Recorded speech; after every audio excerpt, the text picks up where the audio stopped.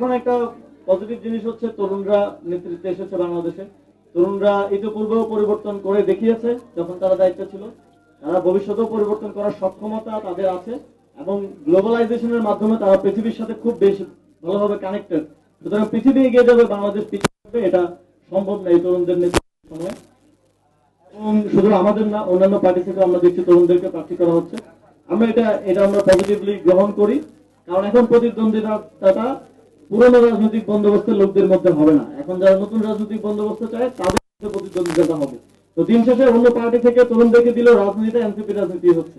NCP যে রাজনীতির কথা গণঅভ্যুত্থানের সময় থেকে, গণঅভ্যুত্থানের পর থেকে বলে আসছে, দেখা যাচ্ছে।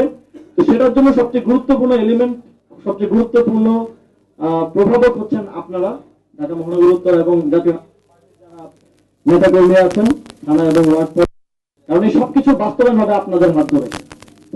নেতৃত্ব পলিসিটা দিবে, কিন্তু সেটা বাস্তবায়নটা আপনাদের হাত ধরে।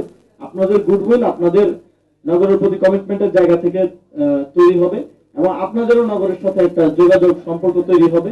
এখানে তো শুধু মেয়র একটা জিনিস না, এখানে কাউন্সিলরও আছে এবং কাউন্সিলরের বাইরেও পাড়ায় পাড়ায় মহল্লায় মহল্লায় লোকাল লিডার আছে। সেটা আপনাদেরকে হয়ে উঠতে হবে এবং আপনারা সেটা হওয়ার সমস্ত যোগ্যতা আপনাদের আছে, এটা আমি বিশ্বাস করি। এভাবেই জাতীয় নাগরিক পার্টি আগামী দিনে বাংলাদেশের জনগণের জন্য ইনোভেটেবল একটা পার্টি হিসেবে তৈরি হবে এবং এমন একদিন আসবে যখন বাংলাদেশের মানুষ জাতীয় নাগরিক পার্টিকে ক্ষমতায় আনাটা এই দেশের মানুষের জন্য একটা নতুন গণ আন্দোলনের রূপ নেবে ইনশাআল্লাহ।